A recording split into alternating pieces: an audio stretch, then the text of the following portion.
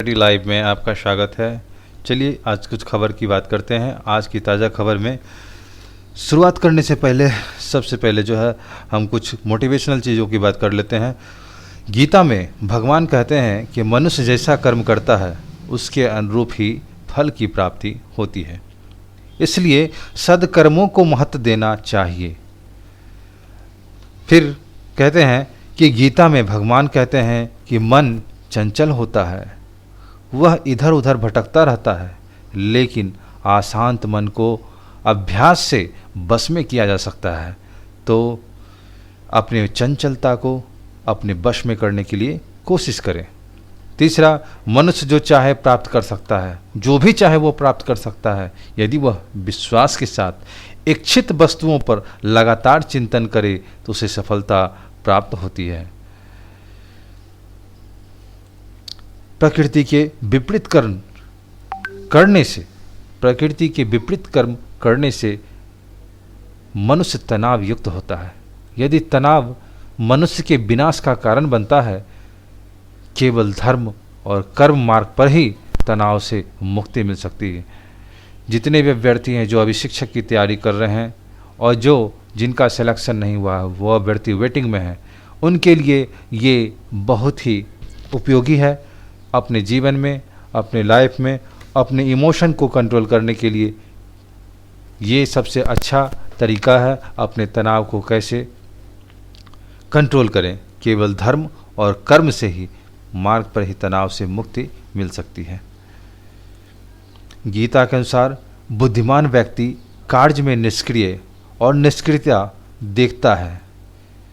गीता के अनुसार बुद्धिमान व्यक्ति कार्य में निष्क्रिय और निष्क्रियता देखता है। यदि उत्तम रूप से कार्य करने का साधन है, यही उत्तम रूप से कार्य करने का साधन है। चलिए हम खबर की शुरुआत करते हैं। सबसे पहली खबर की बात करते हैं तो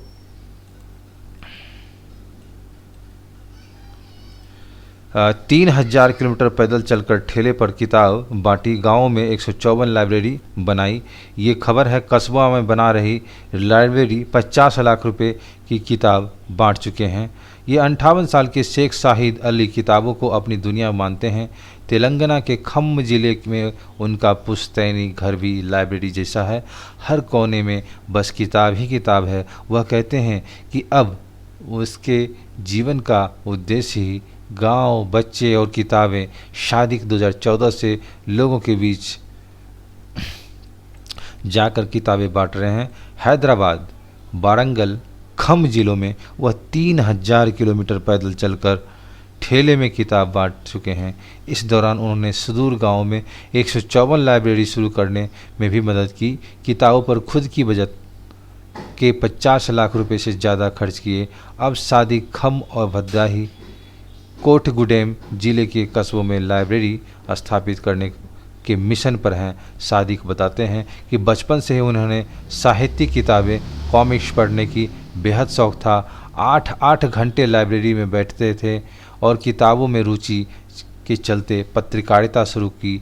बाद में बिजनेस में हाथ आजमाया। सादिक कहते हैं कि 2014 में अपने एक मित्र के साथ हैदराबाद बुक फेयर में गए। वहाँ मित्र ने किताबों का एक स्टॉल लगाया था।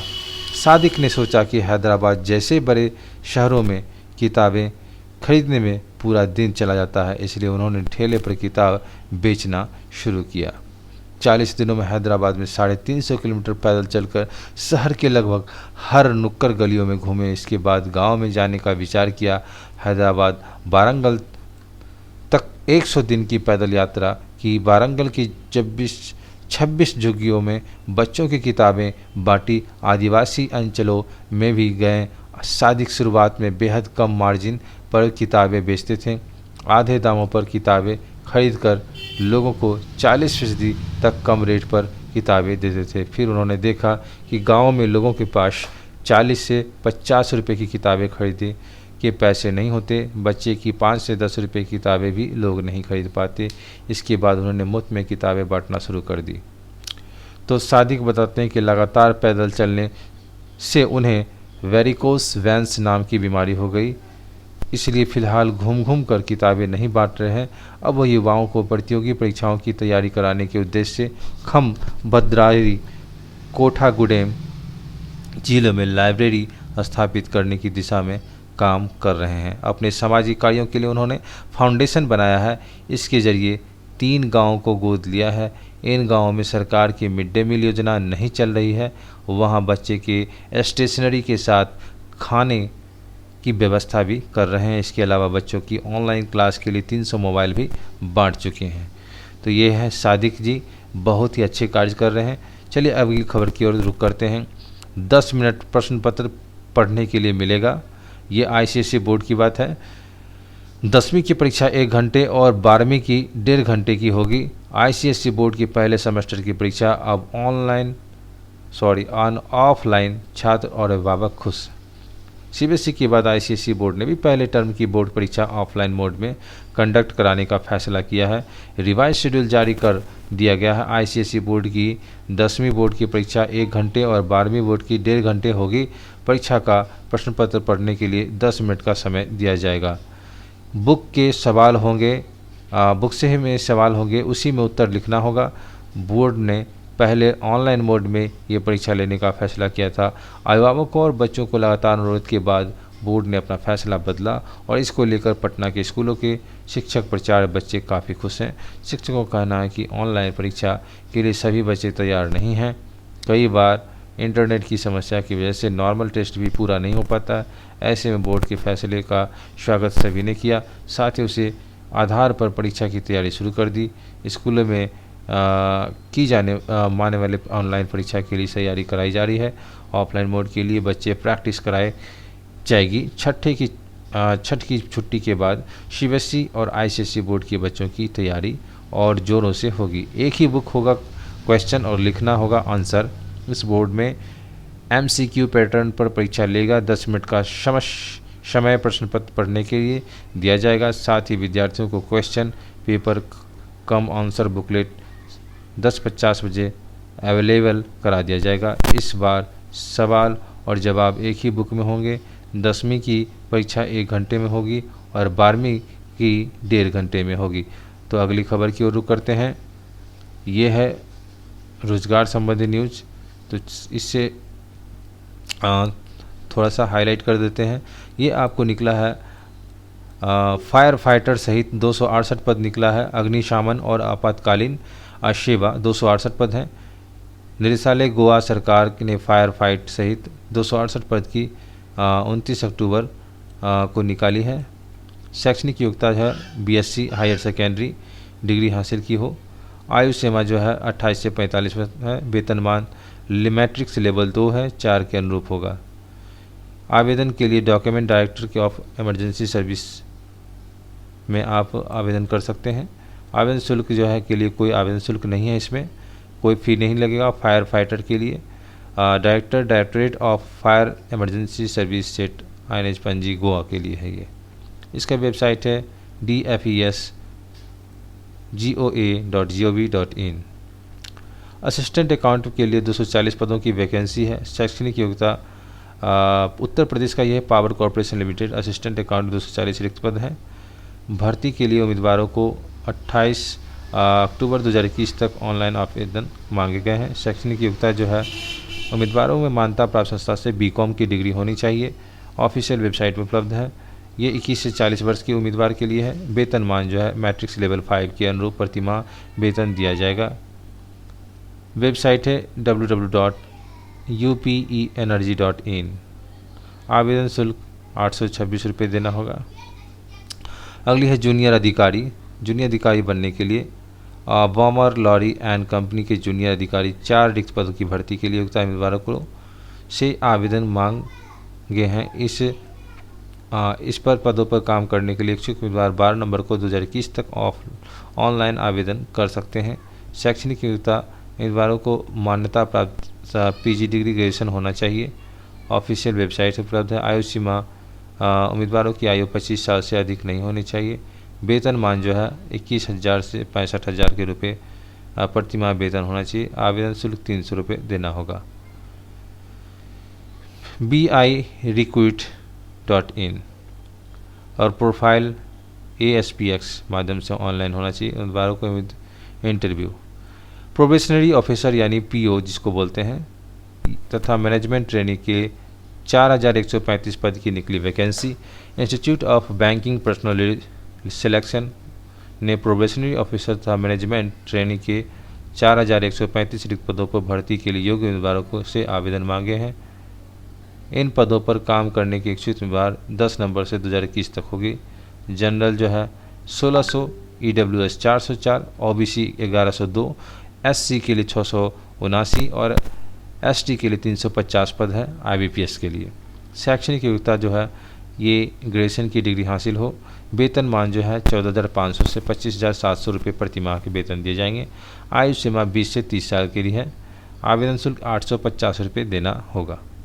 वेबसाइट है www.ibps.in। अब है फैकल्टी के 68 पद। फैकल्टी के 68 पदों पर होगी बहाली। गुजरात सेंट्रल यूनिवर्सिटी ने प्रोफेसर, एसोसिएट प्रोफेसर तथा असिस्टेंट प्रोफेसर के 68 रिक्त पद पर भर्ती के लिए आवेदन माने गए हैं। वेतनमान जो है मैट्रिक्स लेवल 10 लेवल 14 है। सामान्य वर्ग के उम्मीदवारों को शुल्क के रूप में 1000 रुपये देना होगा। उम्मीदवार के PG और PhD की डिग्री हासिल होनी चाहिए। अगली खबर है इंडियन नेवी में MR के 300 पद हैं। इंडियन नेवी ने अविवाहित पुरुष अभिभावकों के लिए सेलर के रूप में मैट्रिक रिक्रूट के लिए आवेदन मांगे हैं। इसके तहत उम्मीदवारों का चयन अप्रैल 22 बैच के लिए किया जाएगा। इच्छुक उम्मीदवार 2 नवंबर 2021 तक ऑनलाइन आवेदन कर सकते हैं। शैक्षणिक योग्यता बोर्ड मान्यता प्राप्त से 10वीं और ऑफिशियल वेबसाइट पर उपलब्ध है। उम्मीदवार को 1 अप्रैल 2002 से 30 सितंबर 2005 के बीच होना चाहिए। जन्म जो है 1 अप्रैल 2002 से 30 अप्रैल 2005 के बीच होना चाहिए। वेतनमान रहेगा 94,000 से लेकर के 2,92,000 रुपये प्रति माह वेतन। बहुत अधिक वेतन दिया जाता है इंडियन नेवी में। वेबसाइट है www.joinindianavy.gov.in। योग्यता उम्मीदवारों की चयन लिखित परीक्षा, शारीरिक दक्षता और परीक्षा मेडिकल टेस्ट के आधार पर किया जाएगा। स्टाफ नर्स की बहाली है 2,445 रिक्त पदों के लिए। ये national health mission Uttar Pradesh staff nurse के लिए है। इसका इच्छुक उम्मीदवार 10 नवंबर 2021 तक ऑनलाइन आवेदन कर सकते हैं। जनरल के लिए 981 पद हैं, OBC के लिए 663 है, SC के लिए 45, EWS के लिए 241 है। उम्मीदवार मान्यता प्राप्त संस्थान से BSc नर्सिंग की डिग्री हासिल की हो। ऑफिशियल वेबसाइट पर उपलब्ध है डिटेल्स। आयु सीमा जो है 18 से 40 वर्ष की है और वेतन जो होगा 19,101 से 20,500 रुपये प्रति माह। आवेदन जो है upnrhm.gov.in पर वेबसाइट पर विजिट करके कर सकते हैं।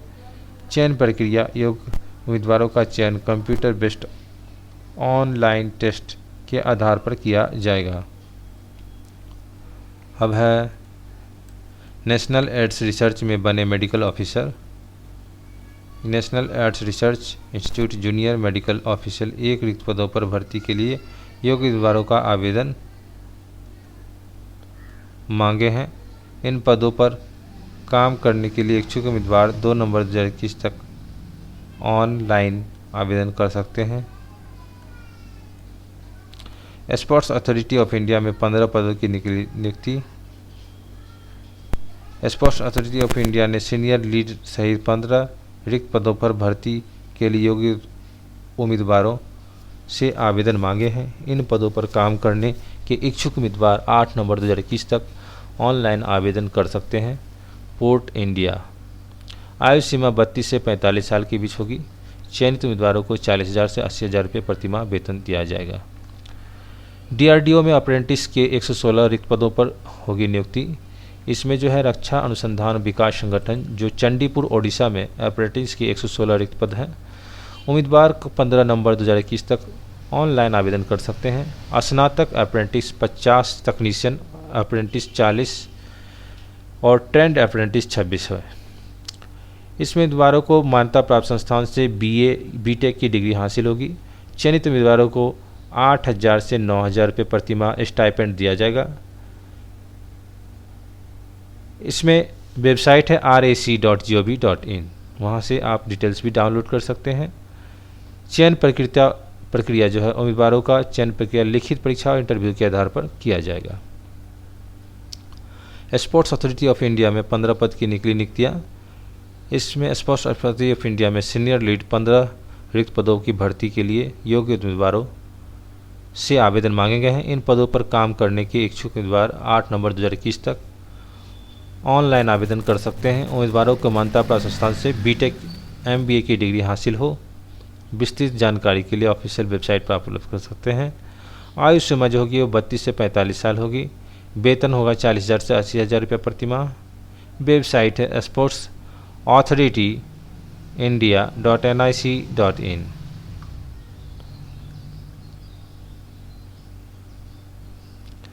अगली खबर की रुख करते हैं।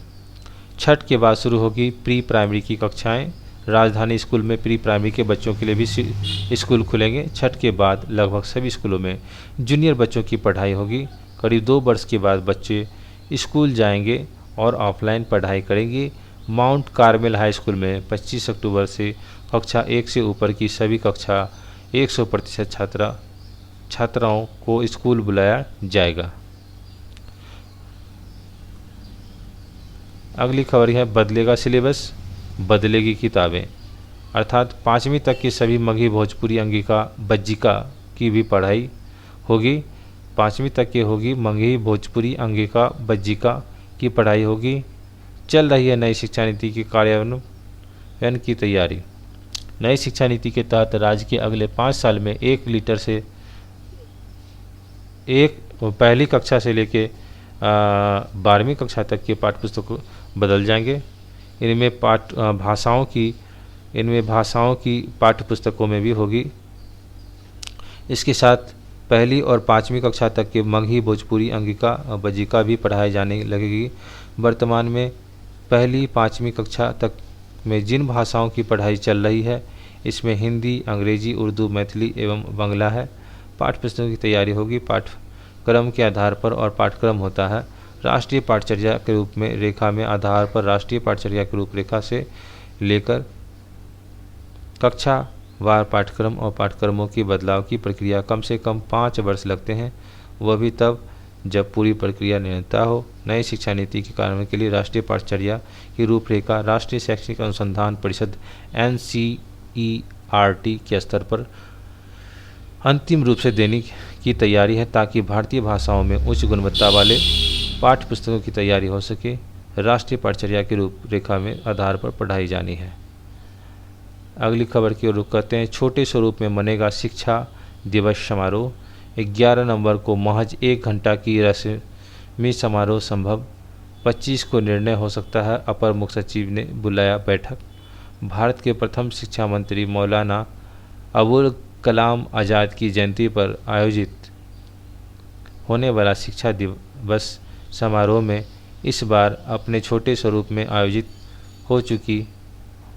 होगा। चूँकि 11 नवंबर को जयंती समारोह के दिन लोक आस्था का महान पर्व छठ है, इसलिए जयंती समारोह महज रस्म अदायगी भर रहेगा। हालांकि शिक्षा विभाग द्वारा इस पर अंतिम निर्णय आज होगा। विदित हो कि देश के पहले शिक्षा मंत्री मौलाना अबुल कलाम आज़ाद की जयंती 11 नवंबर को है। शुरुआत में भारत सबसे पहले बिहार ने आरंभ की थी। आगे चलकर भारत सरकार ने भी 11 नवंबर को राष्ट्रीय शिक्षा दिवस की घोषित कर मौलाना आज़ाद को याद करने का आरंभ किया। बिहार सरकार की ओर से शिक्षा विभाग इस समारोह का आयोजक है। इस अवसर पर गांधी मैदान में 3 दिन आयोजित होगी। जानकारी के मुताबिक शिक्षा विभाग के अपर मुख्य सचिव संजय कुमार की अध्यक्षता में सोमवार की बैठक बुलाई गई। इसमें खासतौर से 11 नवंबर को आयोजन स्वरूप तय होगा। सूत्रों की माने तो विभाग 1 घंटे का शिक्षा दिवस समारोह अभिलेख भवन में सभागार आयोजित करने का ले सकता है। 11 नवंबर को महज 1 घंटा का रस्मी समारोह संभव है। 25 को निर्णय हो सकता है। अपर मुख्य सचिव ने बुलाई बैठक। 2.5 साल बाद स्कूल जाएंगे LKG UKG के बच्चे। 50% उपस्थिति का नियम खत्म किया गया है। कुछ स्कूलों में चलेगी ऑनलाइन कक्षाएं। तो इसी के साथ मिलते हैं अगली खबर में। तब तक के लिए खुश रहिए, स्वस्थ रहिए। साथ ही आपसे कहना चाहते हैं कि इस चैनल पर हम आपको शिक्षा संबंधी, शिक्षक संबंधी न्यूज़, रोजगार संबंधी न्यूज़ जानकारी लेकर के आते हैं। कुछ मोटिवेशनल और टेक्निकल न्यूज़ लेकर के हम आते हैं। तो आप इस चैनल पर विजिट करके जो भी वैकेंसी है पूरे भारत बिहार में टीचर्स के संबंध में, प्राइवेट स्कूल में और अन्य जानकारी है वो हम लेकर के आते हैं। तो आप इस चैनल पर विजिट करके इस चैनल को सब्सक्राइब, लाइक, शेयर ज़रूर करें अपने ग्रुप में। तब तक के लिए धन्यवाद। मिलते हैं अगले वीडियो में।